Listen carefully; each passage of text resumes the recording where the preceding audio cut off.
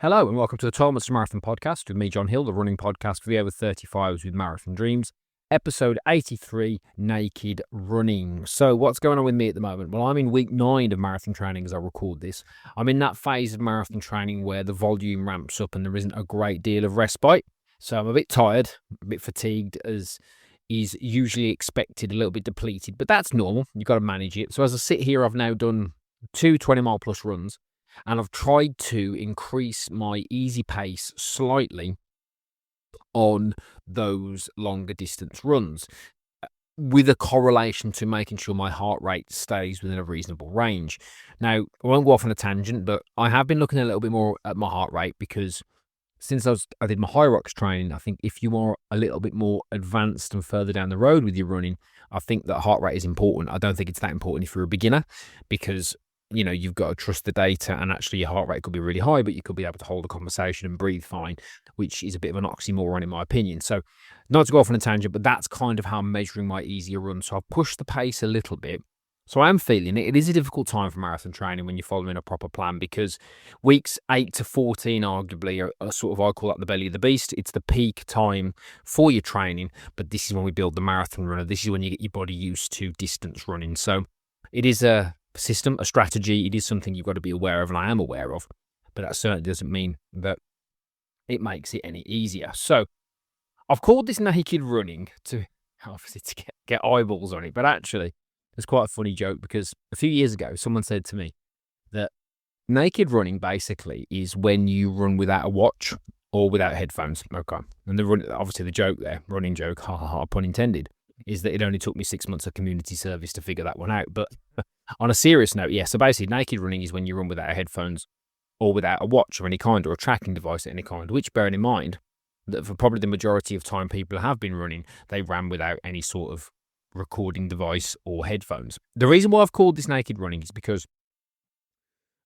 a subject that I'm relatively passionate about, particularly when I coach people and help people, is I call it minimalist running, to be more accurate. So there was a reel on Instagram, don't forget to follow me at 12 Months to Marathon, doing the rounds a few weeks ago, where it was like one of those ones where it says, a comparison between now and say 10 years ago. And it was showing somebody running and leaving the house, and how before you just leave the house and run, and now you leave the house with your vest and your glasses and you film yourself and you do all these bits and bobs. Now, I'm well aware that the world's a very different place to what it was when I first started running, and that was 2011, so it wasn't even that long ago, really. But when you went to a race, for example, yes, you'd see things like headphones and that, but you certainly wouldn't see obviously, smartphones were a thing then, but you certainly wouldn't see people filming themselves and documenting the entire run. So I wanted to talk about this because one of the key principles to get better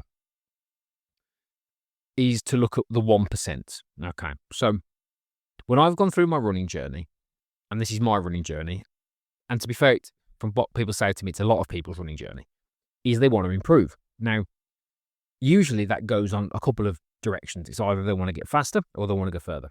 And I think in both sides, you have to look at the 1%, because the big rocks of running, so the absolute fundamentals, are consistency, awareness of your progress, so your mental state, because obviously if you start comparing and getting into FOMO, you'll end up in all sorts of trouble.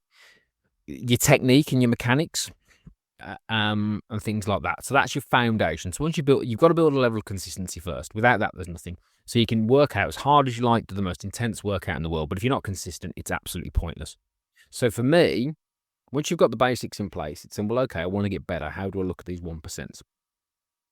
And minimalist running, for me, is a classic because it will help you.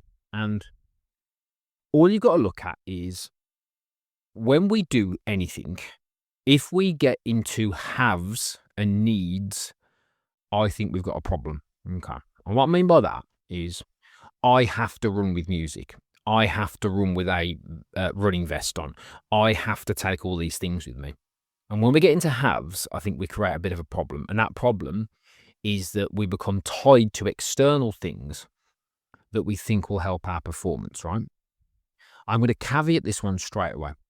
So whatever I'm talking about here has got nothing to do with safety concerns. Okay, so if you've got any sort of safety concerns about running on your own or anything like that, then you have to take the required actions to mitigate those things. What I'm talking about is just in general. So let's say you're going out for a run in the daytime and you're not going out in the dark or anything like that. I'm just talking about a safe run, as it were, where you haven't got to consider lighting or safety or whatever. I think you will improve your running if you look at all the unnecessary things that you potentially do. Okay. So what I do when I run a marathon is I run with obviously my stuff. So my trainers, shorts, socks, t-shirt, that's it. And then I've got my gels, and then I've got my belt where I put my gels, and that's it. Don't take my phone with me. Don't take headphones with me. That's just what I do. Okay.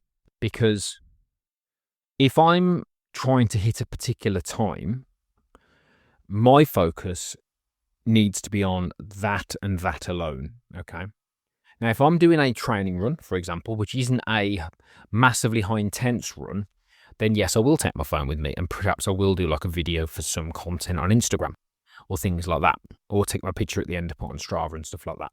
But when I'm racing, I'm very, very minimalist. And I advise everybody that I work with to consider looking at their current setup when they go out and considering a more minimalist approach to take out the unnecessary distractions that could be holding you back, so you're not focusing on your running. Okay. Now, I've done podcast on music before, but let's tackle it here.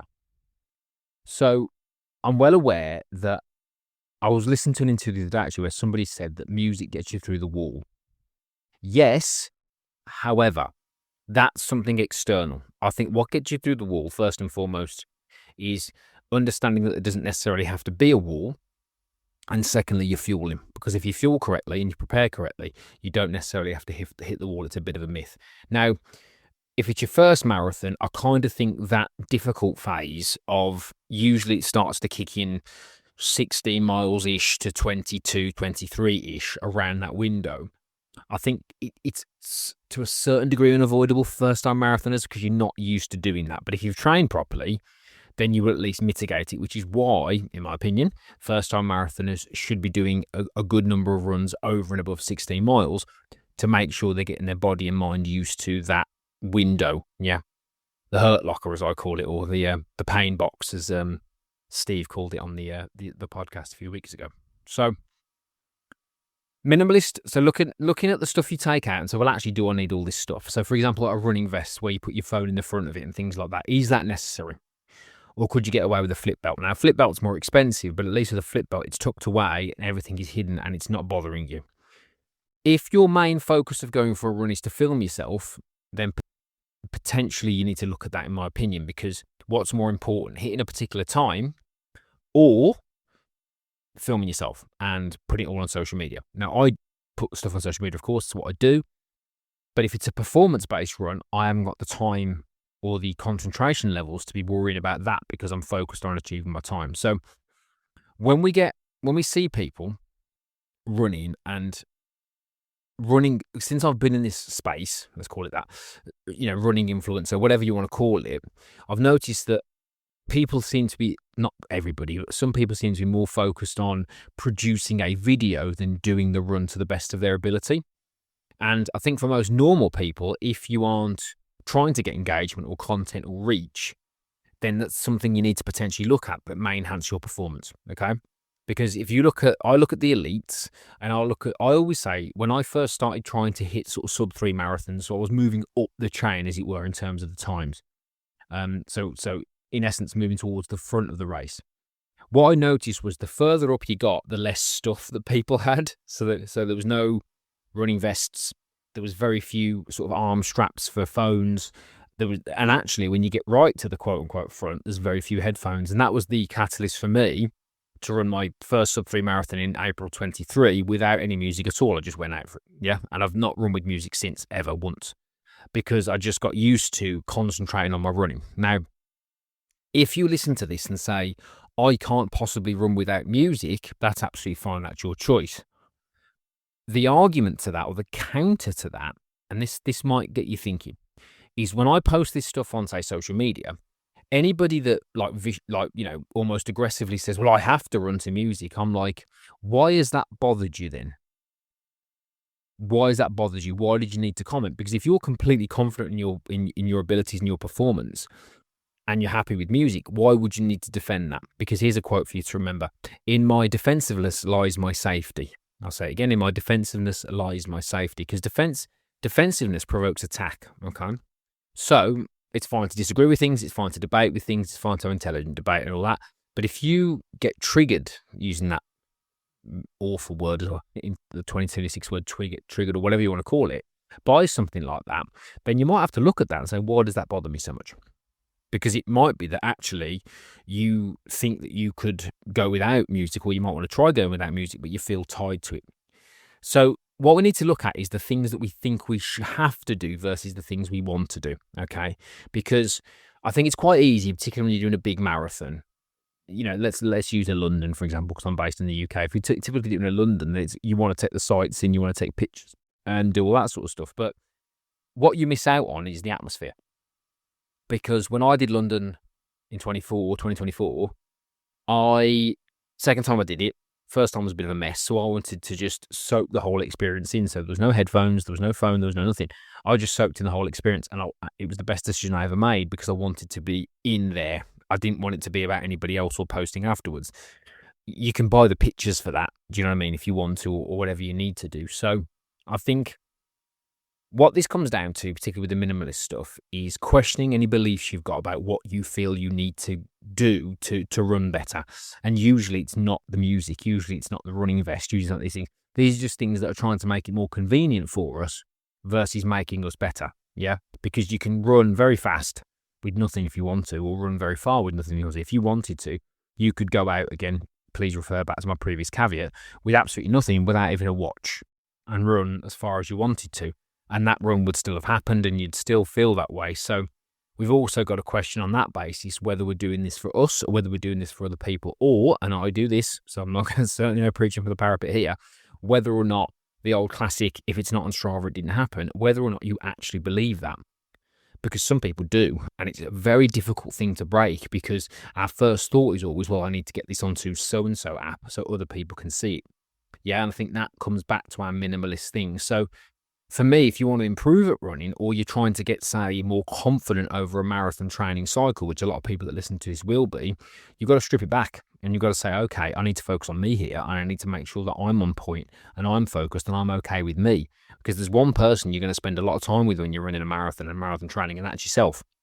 So you need to be 100% comfortable with that, you know, self-awareness and that ability to just be with yourself for that length of time. So I wanted to put that out there because I think it's important. I think it's important for everybody to ponder. I think it's made a big difference to me in terms of my own personal performance. The no music, the minimalist nature has made a massive difference to me. And basically all I did was start observing people around me that I wanted to be like. I would observe the elites. I'm nowhere near that, or nor am I ever going to be. But I would think, well, surely we can adopt some principles from these people that we could model and mimic, and then potentially that would enhance our own results. And that's what I saw. I saw enhancements of results based on my own performance, based on the modeling that I did. So that's naked running, as I've called it, which is a thing in that sense.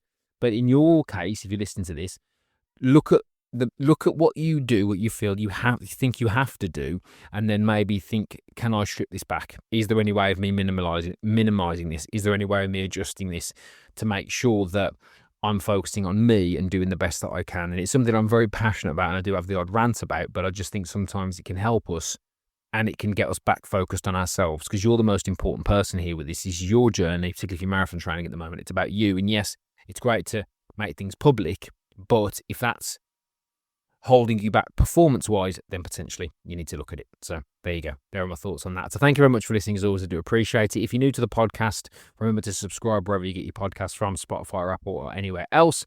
Spotify, make sure you drop me a review or comment over there. The comments and reviews really, really help me. So if you've got the chance to drop me a star review on Spotify, that's useful as well. Please share this with your friends on social media. If you do see me, share it to my stories. If you do follow me on Instagram, if you don't follow me on Instagram, hop on over to @12monstermarathon. Follow me over there. If you go to my bio and click the link in there, there's also the opportunity to join my over 35s running community, where we can take you away from the social media and we can connect with you in a different place without the noise. So again, don't forget, at 12 Months to Marathon is the best place to get in touch with me over on there. Drop me a follow, drop me a message if you do need any support. But as always, I do appreciate all of you for listening, and I'll speak to you all very soon indeed.